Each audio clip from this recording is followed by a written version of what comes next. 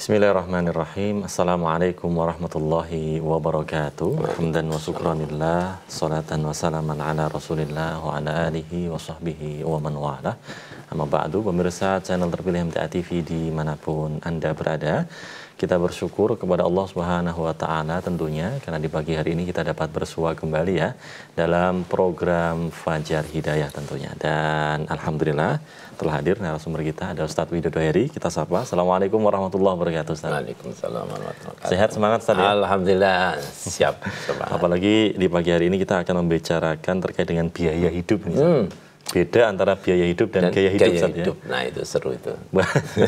Seru sekali Ustadz kelihatannya, Ustadz ya. Ya. Baik, dan nanti pemirsa juga dapat bergabung bertanya bersama kami di line telepon di 0271 6793000 atau di WhatsApp di 0811 255 3000. Dan di sesi pertama insya Allah kita akan langsung saja mukaddimah, kita simak mukaddimah dari Ustadz Widodo Heri. Silakan, Ustaz. Ya, terima kasih. Bismillahirrahmanirrahim. Assalamualaikum warahmatullahi wabarakatuh. Innal hamdalillah nahmaduhu wa nasta'inuhu wa nastaghfiruhu wa na'udzu billahi min syururi anfusina wa min sayyiati a'malina. May yahdihillahu fala mudilla lahu wa may yudlilhu fala hadiyalah. Asyhadu an la ilaha illallah wahdahu la syarikalah wa asyhadu anna Muhammadan abduhu wa rasuluhu amma ba'd. A'udzu billahi minasyaitonir rajim. Ya ayyuhalladzina amanu taqullaha haqqa tuqatih wa la tamutunna illa wa antum muslimun. Ibu bapak sekalian pemirsa MTA TV dan pendengar radio di jaringan dakwah Masjid Tafsir Al-Quran di seluruh Indonesia yang dirahmati oleh Allah Subhanahu wa Ta'ala, di pagi yang sejuk ini mari kita tidak lupa memanjatkan puji syukur kehadirat Allah Subhanahu wa Ta'ala, Allah yang telah memberikan nikmat kepada kita semua dan kita tidak mampu untuk menghitung berapa nikmat yang Allah berikan kepada kita semua pada pagi hari ini. Mari kesempatan yang Allah berikan pada pagi hari ini kita gunakan untuk secara maksimal meningkatkan ketakwaan kita kepada Allah, meningkatkan keimanan kita kepada Allah, takwa dengan sebenar-benarnya, dan jangan sekali-kali kita mati melainkan dalam keadaan beragama Islam. Dan salawat dan salam kita haturkan kepada Rasulullah SAW, Nabi yang insya Allah menjadi suri tauladan bagi kita semua. Dan mari kita ikuti sunnah-sunnah Muhammad SAW dalam kehidupan kita sehari-hari. Kita jaga, kita aplikasikan, baik dalam kita sedang bermuamalah maupun kita beribadah. Kita ittiba Rasulullah SAW. Ibu bapak sekalian yang dirahmati oleh Allah, pemirsa MTA TV dan pendengar radio di jaringan dakwah Masjid Tafsir Al-Quran. Mengelola keuangan sering kami singgung di sini merupakan suatu keterampilan, sesuatu yang strategis dalam kehidupan kita bersama. Setiap individu tentunya ingin mengharapkan mencapai satu keuangan yang sehat, tidak minus, mencegah masalah keuangan di kemudian hari dan masa-masa yang datang. Nah, salah satu faktor yang penting dalam hal konteks kekinian saat ini adalah bagaimana dengan pendapatan yang terbatas karena kondisi situasi dan ekonomian yang saat ini kita rasakan, sementara di sisi lain ada biaya hidup yang meningkat. Nah, dalam konteks ini tentunya kecerdasan kita dalam membelanjakan harta merupakan satu kemampuan yang harus dimiliki kita semua. Membelanjakan harta terkait dengan bagaimana kita menunda kesenangan kita atau bagaimana kita bisa menaklukkan hawa nafsu kita agar kita bisa membedakan mana pengeluaran yang bersifat itu biaya hidup yang memang harus dikeluarkan atau hanya sekedar pengeluaran kita adalah untuk mengikuti gaya hidup yang luar biasa sekarang kita dipaparkan dalam kehidupan sehari-hari, tuntutan gaya hidup. Nah, ini yang mesti harus kita sikapi. Kita pahami bersama bahwa harta itu merupakan satu ujian. Itu sudah menjadi takdir Allah kepada kita semua. Di surat At-Taqabun, surat 15, ayat ke-15, ayat surat ke-64 At-Taghabun, Allah mengingatkan kepada kita semua, a'udzubillahi minasyaitonirrajim, innama a'malukum wa auladukum fitnah wallahu indahu ajrun azim. Di sini Allah menyampaikan kepada kita bahwa sesungguhnya hartamu dan anak-anakmu hanyalah cobaan bagimu dan di sisi Allah pahala yang besar. Kita semua menyadari dengan penuh keinsafan mengenai peringatan ayat ini bahwa sesungguhnya harta kita yang kita cintai serta anak-anak yang kita banggakan itu hanya merupakan ujian bagi kita semua. Ujian apakah kita mampu untuk mengelola aset kita, harta kita dengan baik dan benar, sesuai dengan apa yang diperintahkan Allah. Dan tentunya kemampuan kita untuk mendidik anak-anak kita dengan agama yang lurus. Nah, kemudian di sisi Allah, ketika kita mampu menjalankan ujian itu, maka sesungguhnya pahala yang besar bagi orang yang beriman di dalam kita mengolah harta kita dan dengan baik dan benar, dan tentunya mendidik anak-anak kita dengan benar sesuai dengan Al-Quran dan As-Sunnah. Allah sudah mendidik kita semua, Allah sudah mengajarkan kepada kita semua agar supaya hidup kita itu betul-betul selaras dengan Al-Quran dan As-Sunnah. Dan harta itu merupakan ujian. Perilaku supaya kita tidak boros, perilaku supaya kita tidak kikir sudah menjadi bagian dari kehidupan kita semua. Dan janganlah jika engkau tanganmu terbelenggu atau kikir, dan jangan pula engkau terlalu mengeluarkan atau boros dalam mengeluarkan kita. Dan itu semua akan kita sesali ketika kita terjebak dalam pemborosan. Maka penting Bapak Ibu sekalian, harta adalah ujian bagi kita. Nah, Allah sebetulnya memberikan bocoran kepada kita semua. Allah memberikan pedoman bagi kita semua ketika kita mau mengolah dengan benar. Ketika Allah ingin menunjukkan kepada kita semua bagaimana sebetulnya kita mensikapi kehidupan dunia ini.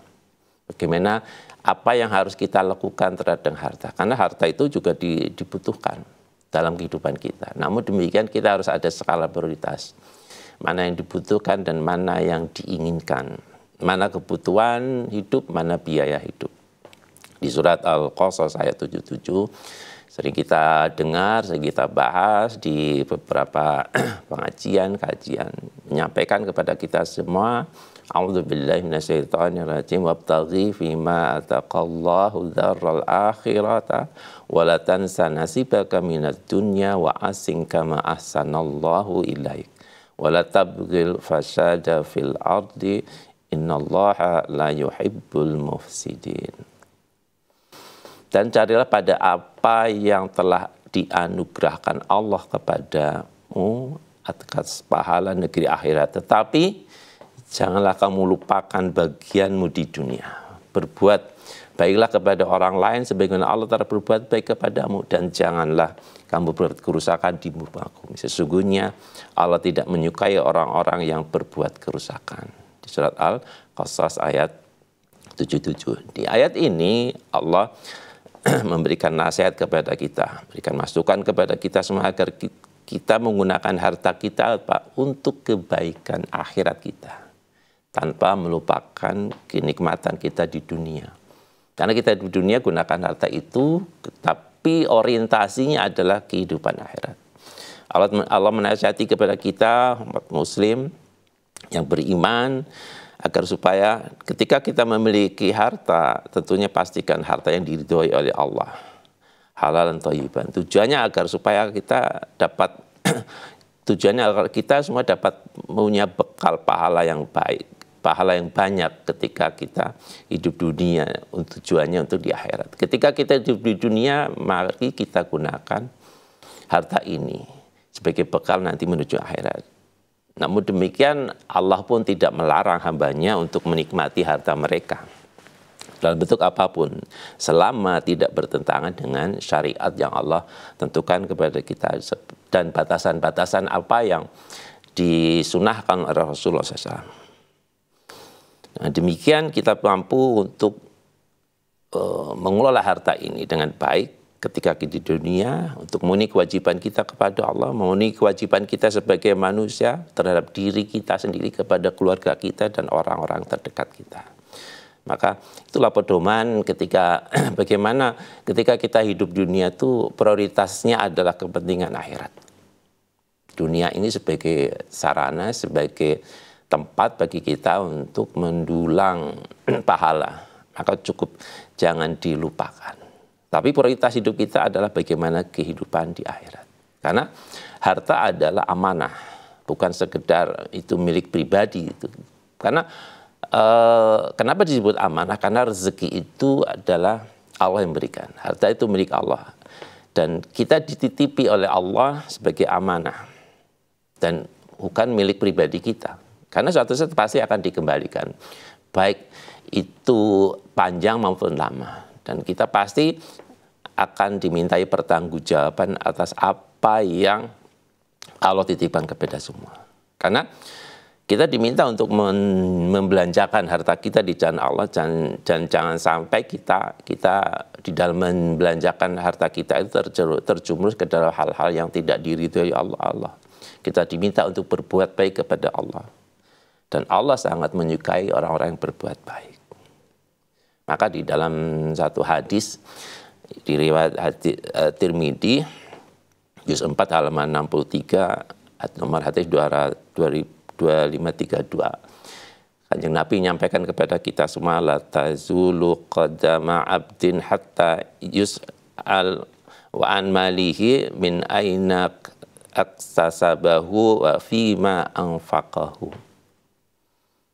Di sini ini saya potong hadisnya, tidak akan bergeser kedua kaki seorang hamba di hari kiamat hingga ditanya tentang hartanya, dari mana ya diperoleh dan digunakan untuk apa, dan kemana dibelanjakannya. Jadi karena harta itu amanah, maka akan ditanya, kamu dapatnya dari mana, digunakan untuk apa.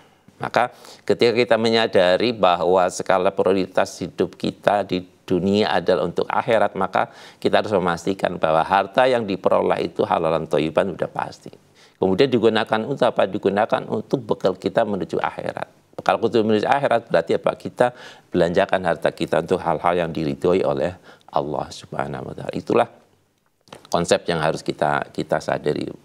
Kita sadari bersama, jangan sampai kita terjebak oleh hawa nafsu.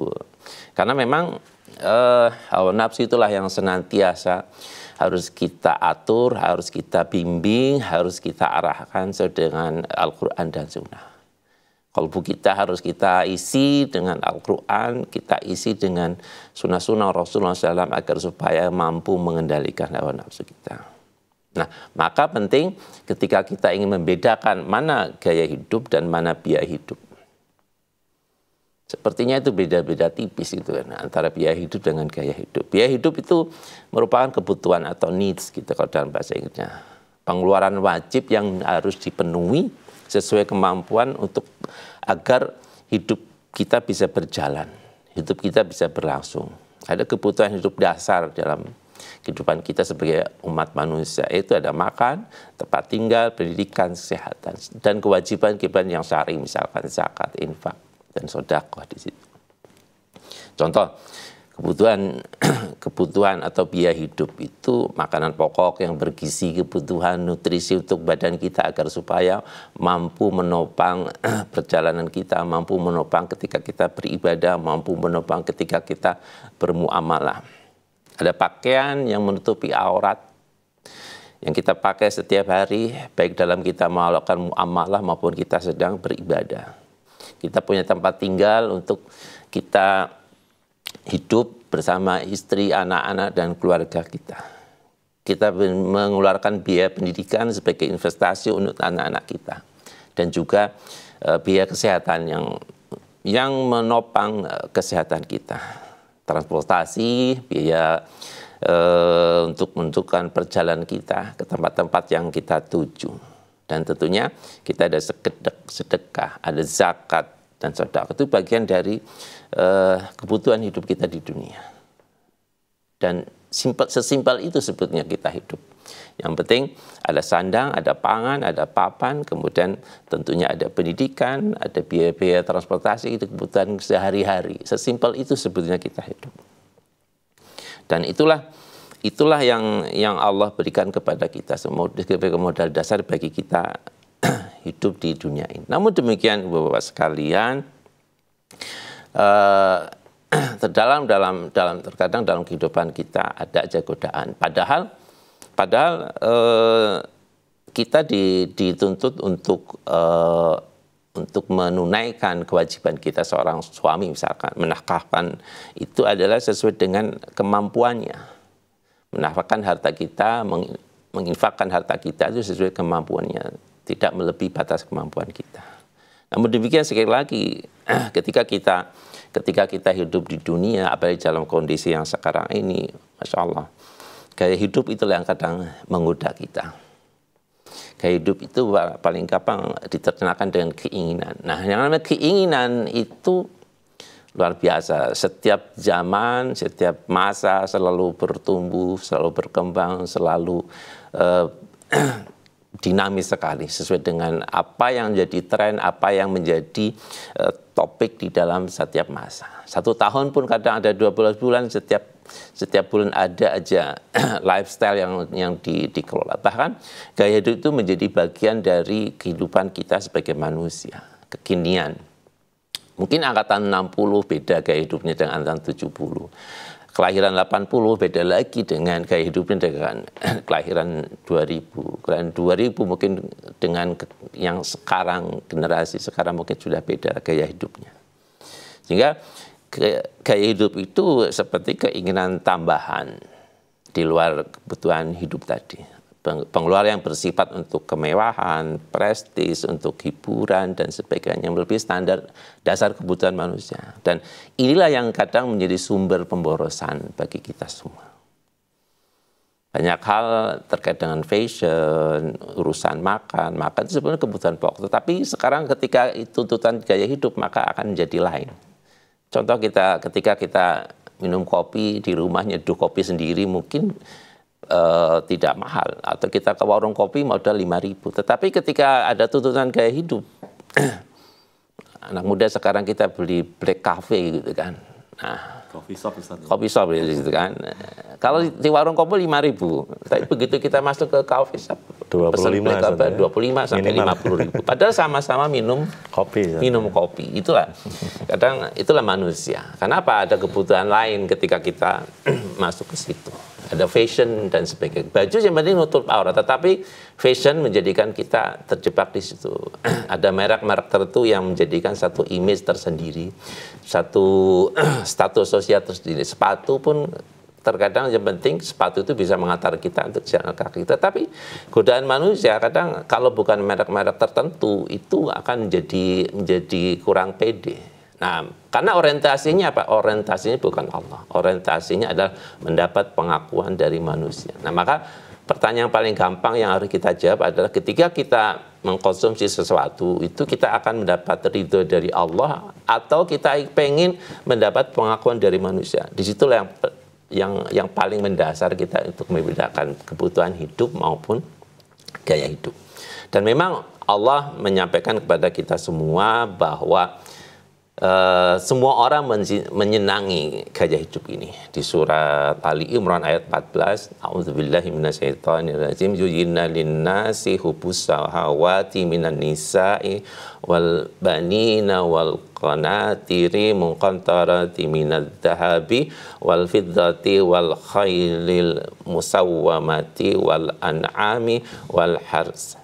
Dzalika mata'ul hayatid dunya wallahu indahu husnul ma'ab. Dijadikan terasa indah dalam pandangan manusia cinta terhadap apa yang diinginkan. Gaya hidup di sini apa yang diinginkan. Berupa apa perempuan, anak-anak, harta benda yang tertumpuk dalam bentuk emas dan perak. Kuda pilihan, hewan ternak dan sawah ladang, itulah kesenangan hidup dunia. Dan di sisi Allah tempat kembali yang baik. Dan ingat bahwa semuanya itu akan kembali kepada Yuzinna linnasi. Allah menjadikan indah dalam pandangan manusia berbagai kesenangan duniawi. Kesenangan duniawi bisa hubus syahwat, kecintaan terhadap hal yang disenangi seperti wanita, anak-anak, sebagai simbol kasih sayang, dan keturunan emas dan perak, lambang kekayaan dan status, apalagi kayak sekarang perlu status sosial di dalam masyarakat. Kuda pilihan, kendaraan yang mewah dan menjadi kebanggaan. Padahal kendaraan itu hanya mengantarkan kita untuk satu tujuan, satu tempat, tidak kepanasan kita. Tapi ternyata berbeda kendaraan satu dengan yang lain. Kenapa? Kadang kita memilih kendaraan yang kita pilih itu tergantung dari kira-kira aku dapat pengakuan nggak dari manusia. Wah hebat, manusia yang hebat, orang yang sukses. Padahal yang dibutuhkan hanya kendaraan. Ada binatang ternak dan ladang, sumber penghidupan, atau investasi dan sebagainya. Nah, ayat ini menegaskan kepada kita semua, ma'ta'ul hayati dunia, kesenangan dunia yang fana, sedangkan husnul ma'ab, tempat kembali yang baik hanyalah di sisi Allah. Dan semua itu akan hilang. Kehidupan kemewahan di dunia. Maka penting, Ibu Bapak sekalian, mari kita bedakan apa itu biaya hidup, apa itu gaya hidup. Fokus kita adalah bagaimana biaya hidup kita penuhi dan gaya hidup kita sesuaikan dengan penghasilan kita. Jangan sampai pengeluaran kita melebihi pendapatan kita gara-gara kita mengejar gaya hidup. Jangan sampai gaya hidup kita penuhi dengan terjebak pada pinjol, dengan pada judi online, dengan berbagai macam fenomena kehidupan sekarang. Maka penting keimanan itulah yang bisa mengendalikan hawa nafsu kita. Apalagi kita jangan sampai terjebak pada pemborosan. Karena pemborosan itu ada teman-temannya setan. Maka kita berdoa kepada Allah agar supaya kita dalam menjalani kehidupan ini mampu diberikan petunjuk oleh Allah, mampu dibukakan hati kita untuk bisa memilih mana ini gaya hidup, mana itu biaya hidup. Dan ini penting bagi kita semua di dalam mengelola keluarga. Apalagi sekali lagi dalam keterbatasan pendapatan yang sekarang kita peroleh, dalam kondisi di mana menjemput rezeki Allah banyak tantangan, maka penting bagi kita untuk kita bisa memilah dan milih mana biaya hidup, mana gaya hidup. Prioritas kita adalah bagaimana kebutuhan dasar dan kewajiban syariat itu yang harus kita kejar. Sedangkan pengeluaran ini yang sifatnya nyata dan sejalan dengan tujuan syariat itu, menjaga agama kita, menjaga keturunan dan harta kita. Dan tentunya kita asas keseimbangan antara pengeluaran dan pemasukan. Jangan boros tetapi kita jangan pelit. Penting bagi kita agar supaya kita mampu memilah dan memilih. Maka tentunya yang harus kita kedepankan adalah bagaimana kita syukur dan bersabar. Bersyukur ketika Allah memberikan rezeki yang lebih bagi kita, maka kita gunakan untuk jalan Allah. Dan sabar ketika kita dibatasi rezeki kita Allah. Dan insya Allah kita yakin kepada Allah bahwa Allah senantiasa memperhatikan umat-umat yang beriman. Demikian yang bisa kami sampaikan. Semoga menginspirasi kehidupan kita semua di pagi hari ini dalam mengelola harta dan menata hati kita dalam kehidupan di dunia ini dalam rangka sebagai bekal kita menuju akhirat. Terima kasih. Baik, demikian ya pemirsa channel terpilih MTA TV dimanapun Anda berada. Mukadimah dari Ustadz Widodo Heri. Semoga memberikan manfaat bagi kita, terkhusus biar kita dapat membedakan mana kebutuhan pokok dan mana gaya hidup Ustaz ya. Ya, betul. Dan nanti pemirsa dapat bergabung bersama kami di line telepon di 02716793.000 atau di WhatsApp di 08112553.000. Namun sebelumnya kita harus jeda terlebih dahulu, jangan kemana-mana, tetap di Fajar Hidayah MTA TV.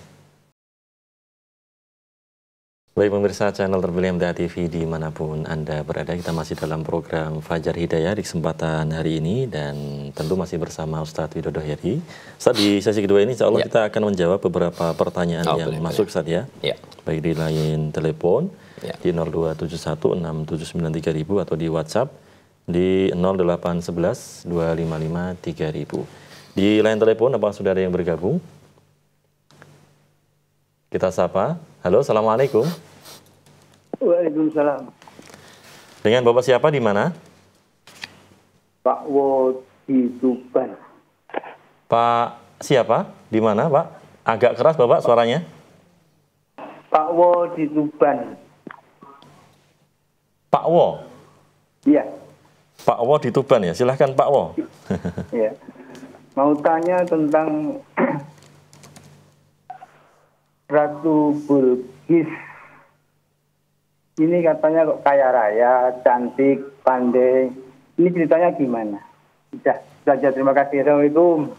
Waalaikumsalam warahmatullahi wabarakatuh. Terkait dengan Nisa. Beliau bertanya tentang Ratu Bilqis. Ini katanya sosok wanita yang kaya raya dan pandai ini. Jelaskan. Ya, mengenai Ratu Bilqis, sosok yang kaya raya dan pandai. Itu kisah yang apa ya diceritakan di Al-Quran, diceritakan kepada kita semua sebagai orang beriman. Tentunya pelajaran yang bisa kita ambil adalah semua manusia punya kesempatan, baik laki-laki dan perempuan, untuk bisa mendapatkan rezekinya Allah, karunia dari Allah itu sudah pasti. Kaya, raya, pintar dan sebagainya, itu satu karunia yang Allah berikan kepada kita semua, dan itu bagian dari ikhtiar yang sudah dilakukan. Tentunya pasti ada ikhtiar, ada proses yang dilakukan sehingga bisa mendapatkan seperti itu. Nah, poinnya bagi kita adalah bagaimana ketika kita diberikan karunia oleh Allah kepada kita semua, entah itu dalam bentuk keberkahan rizki, kita punya kecerdasan yang mumpuni, kecerdasan yang melebihi rata-rata orang, atau kita diberikan kesehatan yang prima. Yang penting adalah bagaimana kita mampu kita gunakan untuk jalan-jalan yang ridhoi Allah. Tidak lepas dari situ. Karena apa? Kehidupan kita di dunia adalah nanti sebagai bekal ke negeri akhirat. Apapun yang diceritakan, apa yang dikisahkan di dalam Al-Quran, itu merupakan satu ibrah pelajaran bagi kita semua. Baik kita masalah ketauhidan, keimanan, maupun akhlakul karimah. Banyak hal yang kisah-kisah di dalam Al-Quran yang tentunya ini menjadi satu ibrah pelajaran bagi kita semua sebagai hambanya Allah, orang-orang yang beriman. Termasuk juga kisah tentang Ratu Bilqis itu sendiri. Ya, secara ringkas seperti itu, nanti mungkin bisa ditanyakan di pas tafsir, ya, akan lebih detail. Hari Senin sore, ya. Baik, risalah tafsir. Yeah. Kalau di zaman sekarang mungkin ada yang istilah kaya karena waris dan kaya karena merintis. Nah itu dia, kaya atau waris atau merintis. Maka biasanya kalau anak gadis, saya ingin mewarisi gitu kan, bukan merintis gitu kan. Nah itu dia, tantangannya di situ makanya. Baik, demikian ya Pak Wo di Tuban. Kemudian kita ke WhatsApp ini Ustaz ya. Ada pertanyaan menarik dari Mega di Jakarta ini Ustaz. Mega itu laki perempuan ya? Nah itu Ustaz, bisa laki-laki bisa perempuan. Mbak Mega lah katakan ya. Iya Ustaz, apa nasihat Ustaz bagi kami yang hendak menikah agar keuangan kami pasca menikah nanti sehat-sehat saja? Karena jujur sekarang banyak iming-iming atau godaan untuk honeymoon, jalan-jalan dan lain sebagainya setelah menikah. Yang tentu itu membutuhkan biaya yang tidak sedikit. Mbak Mega di Jakarta, bersyukur kepada Allah sudah ada calon pasangan hidup, itu pertama. Yang kedua, di awal pernikahan tentunya kita harus setting sedemikian rupa agar pernikahan itu syar'i. Itu sudah pasti harus kita lakukan. Kita cari pernikahan yang hikmat, syarat-syarat pernikahan itu dipenuhi, dan tentunya yang relate dengan keuangan kita, yaitu adalah bagaimana kita mempersiapkan keuangan kita ketika nanti kita berumah tangga. Maka sebagaimana topik hari ini, pastikan biaya hidup itu yang menjadi orientasi kita, dan jangan sampai kita terjebak pada gaya hidup kita. Mungkin boleh juga ketika kita diberikan keterbatasan rezeki oleh Allah, maka kita persiapkan pernikahan itu dengan baik. Kita harus berpikir bahwa menikah itu adalah ibadah terpanjang di dunia. Nanti bagi pasangan yang sudah lama menikah, silakan, kalau nggak percaya dicek. Di surat nikah kita itu nggak ada, kadaluarsanya itu nggak ada. Maka itu ibadah yang terpanjang. Maka penting bagi pasangan muda yang hendak menikah, itu kita pastikan kita punya persiapan yang cukup ketika menikah, dari sisi ilmunya, dari sisi maisanya, dari hartanya sudah pasti. Selenggarakan pesta pernikahan walimatul urs sesuai dengan kaidah-kaidah yang dicontohkan oleh Rasulullah SAW. Secara syar'i, secara sederhana, tanpa kita harus bermewah. Yang penting ketika kita melakukan pesta pernikahan atau walimatul urs adalah apa nawaitunya. niatnya dulu. Kalau niatnya itu hanya mengharap ridho dari Allah, maka fokus kepada apa yang disyariatkan ketika kita melakukan walimatul urs. Itu kita undang tetangga dekat, kita undang kerabat dekat, kita undang saksi sebagai untuk menyaksikan bahwa kami sudah menikah. Itu yang penting di situ. Maka tidak perlu kita kemewahan. Nah, lain halnya ketika kita melakukan walimatul urs itu diniatkan supaya dapat validasi dari manusia, dapat validasi, dapat pengakuan dari tetangga, dapat pengakuan dari rekan-rekannya bahwa oh ini pernikahannya mewah-mewah. Maka beda lagi urusannya. Mungkin nilai-nilai keberkahan tidak akan kita dapatkan. Maka sungguh satu hal yang baik ketika kita mampu melaksanakan pesta pernikahan dengan sederhana, khusyuk, kita kelola, kita atur sedemikian rupa sehingga nilai-nilai Islam ada di dalamnya. Sunnah-sunnah Rasulullah kita praktekkan. Kita pisahkan laki-laki dan perempuan tamunya. Kita pisahkan pelaminan untuk perempuan dan laki-laki. Kemudian tentunya di situ ada syariat Islam masuk di situ.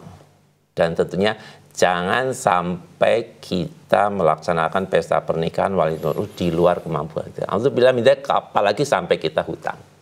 Dan di keluarga besar Majelis Tahfidz Al-Quran sudah menjadi nidom bersama ketika melaksanakan pesta pernikahan tidak menerima sumbangan dalam bentuk apapun. Kita tidak pasang kotak untuk sumbangan. Nah, dengan demikian ketika orientasi kita hanya mengharap ridho dari Allah, maka kita mampu untuk melaksanakan pesta pernikahan dengan sederhana saja. Mungkin secara ekstrim barangkali kalau ini lagi tren sekarang itu kita datang ke penghulu, ke KUA misalkan, ada saksi, kedua orang tua mempelai, kemudian pengantin, udah cukup berapa orang datang ke KUA, di situ akad nikah sah. Kemudian kita bikin pesta kecil-kecilan di rumah, atau mungkin kita sewa tempat, nggak usah banyak-banyak, 50 sampai 100 orang, kalau Rasulullah sampai 300 orang. Maka cukup kita adakan pesta sederhana. Nah, maka tidak perlu biaya banyak. Nah, sisanya itu bisa kita gunakan untuk hal-hal produktif. Bisa untuk modal usaha, bisa untuk modal kita beli rumah, bisa kita modal untuk memenuhi kebutuhan dasar kita. Ya memang kadang kalau kita nikah pasti pengen honeymoon, pengen jalan-jalan. Oh, silakan, tapi jalan-jalan honeymoon yang sederhana saja, tidak perlu kita keluar negeri. Atau mungkin untuk hal yang sesuai dengan hal yang positif, sesuai dengan penghasilan kita, sesuai dengan kantong kita. Honeymoonnya misalkan umroh, insya Allah itu juga menjadi sesuatu yang kebaikan bagi kita semua. Dengan demikian ketika kita melaksanakan pesta pernikahan tidak perlu modal yang banyak. Dan kalau misalkan sudah dianggarkan yang banyak oleh orang tua kita misalkan, ya udah Pak izin boleh nggak kita pesta pernikahan walimatul urs yang sederhana aja. Nanti sisa anggarannya kami gunakan untuk apa? Untuk modal kerja, untuk modal berusaha berdua untuk membangun rumah tangga. Itu akan menjadi sesuatu yang baik daripada kita bermewah-mewah di dalam melakukan walimatul urs, kemudian melaksanakan di luar kemampuan kita, apalagi parah lagi sampai kita pinjaman online misalnya, maka kita paling bahagianya ramainya cuma 2 hari gitu kan, habis itu capek, bingung, habis itu nangis, mau ngapain, nangis kira-kira. Nah, lebih baik kita lakukan sederhana, tetap dengan sederhana, habis itu kita punya modal untuk mengarungi rumah tangga. Habis itu rumah tangga kita kelola dengan baik sesuai dengan syariat Islam. Demikian. Baik. Mbak Mega ya di Jakarta. Ya. Bahkan hal seperti itu kadang punya dalil juga, Ustaz. Ya. Halah, ini kan enggak setiap hari kita lakukan. Ini kan hari istimewa. Hari istimewa, betul. Itu kalau unlimited dananya. Iya, baik, kita kembali ke WhatsApp ini, Ustaz. Ya. Dari Ibu Aida di Bandung. Ibu Aida di Bandung. Ada 2 pertanyaan nih, Ustaz. Ya. Ustaz, di era biaya pendidikan kini yang semakin mahal, dan seakan pendidikan yang baik itu kayak menjadi kebutuhan tersier. Tersier ya, betul, mewah ya. Mewah. Ya. Di sisi lain, jika kamu memilih pendidikan yang gratis, maka pembelajaran agamanya kurang. Ya. Bagaimana nasihat Ustaz? Terus terang kami sebagai orang tua khawatir Ustaz dengan pendidikan anak-anak kami. Ini yang pertama Ustaz ya. Yang kedua, apakah jika ada orang tua yang memilihkan pendidikan anaknya ke lembaga pendidikan yang luar biasa mahalnya, apakah itu termasuk gaya hidup di bidang pendidikan Ustaz? Iya. Ustaz. Ada dua pertanyaan terkait dengan biaya pendidikan. Biaya pendidikan yang mahal, kira-kira bagaimana mensikapinya gitu kan. Maka nyambung dengan pertanyaan yang tadi. Ketika kita di awal kita menikah, tentunya kita harus sudah mempersiapkan gitu kan. Sudah mempersiapkan biaya pendidikan. Kita punya anak satu, berarti kita harus mulai menyisihkan harta kita untuk anak-anak kita. Punya 2 anak, 3 anak dan seterusnya. Kita harus tentunya di awal harusnya sudah kita persiapkan. Kemudian yang kedua, ketika kita mendidik anak-anak kita, tentunya akhlak itu akan menjadi pedoman bagi kita semua. Memang biaya pendidikan mahal, tapi tentunya ada biaya pendidikan yang murah. SD, SMP, SMA itu kan gratis sekarang ya. Kalau kita di sekolah. Tapi kalau kita ada kekhawatiran di situ terkait dengan akhlaknya, pendidikannya, maka tugas kita sebagai orang tua untuk mengajarkan di rumah.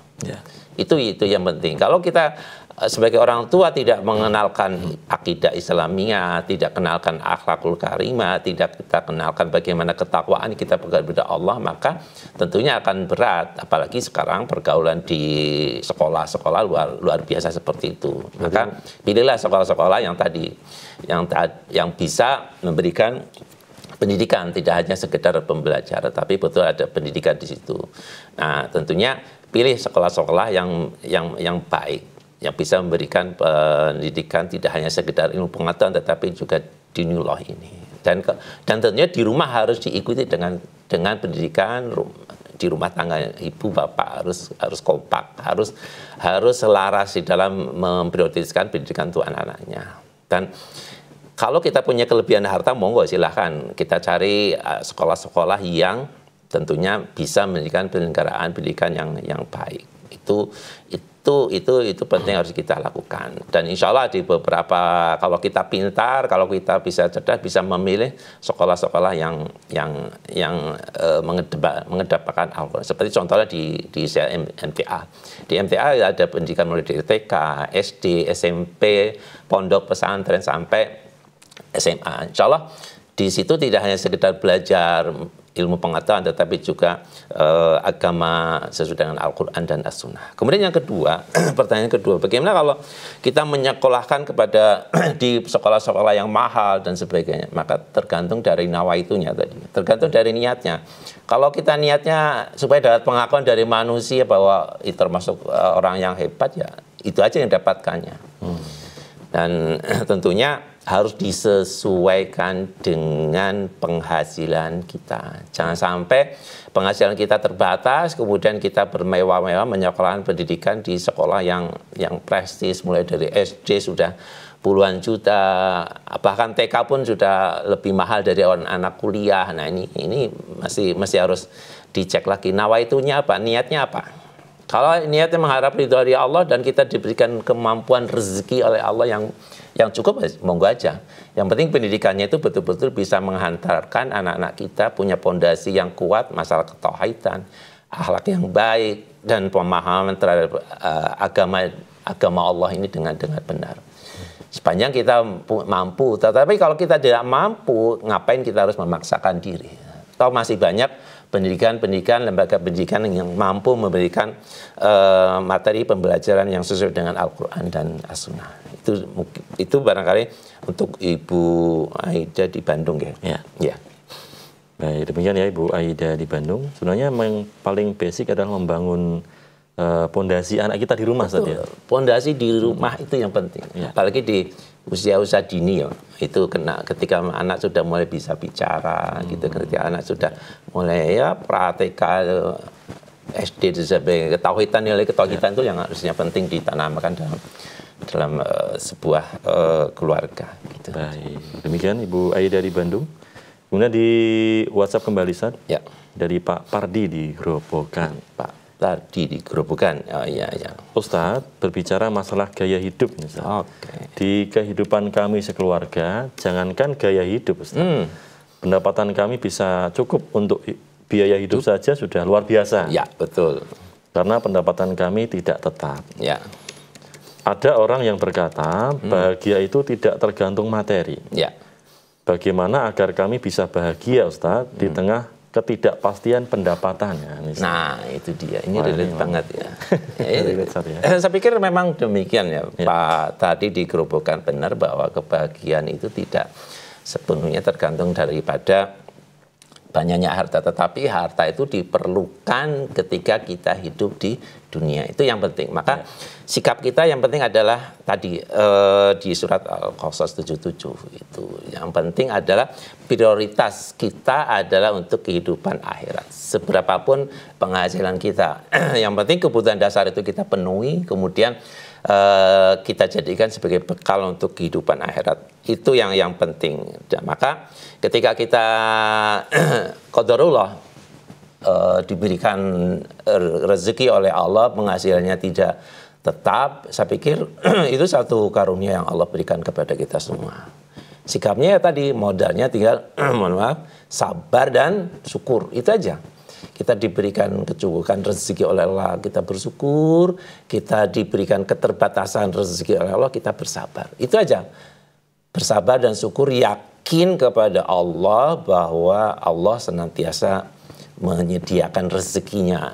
Tinggal kita mampu nggak menjemput rezekinya itu. Kita jemput rezeki Allah sesuai dengan bakat kemampuan kita semua. Sepanjang kita mau berikhtiar, kita mau berusaha, insya Allah Allah akan membuka pintu-pintu rezeki kepada kita. Itu modal keimanan kita, keyakinan kepada Allah. Habis itu kita tawakal kepada Allah dan berdoa kepada Allah. Semoga kita ditunjukkan jalan-jalan untuk menjemput rezekinya Allah. Bahwa kebahagiaan tidak selamanya berhubungan dengan uang, tidak selamanya dengan harta yang banyak, tetapi kebahagiaan itu ada di hati. Bagaimana kita mampu qanaah, mampu bersyukur, dan mampu bisa menerima rezeki yang Allah berikan kepada kita semua. Dan tentunya orientasi hidup kita adalah bagaimana kehidupan kita di dunia ini sebagai landasan, batu loncatan untuk kehidupan akhirat yang lebih kekal. Itu barangkali Pak tadi digerobokkan ya. Baik, demikian ya Pak Ardi di Gerobokan. Semoga bisa dipahami. Wah, tak terasa ini Ustaz, waktu juga yang membatasi jumpa kita di kesempatan hari ini. Terima kasih Ustaz atas materi kesempatan hari ini. Semoga bermanfaat untuk kita semuanya. Assalamualaikum warahmatullahi wabarakatuh. Waalaikumsalam warahmatullahi wabarakatuh. Baik pemirsa, channel terpilih MTA TV dimanapun Anda berada.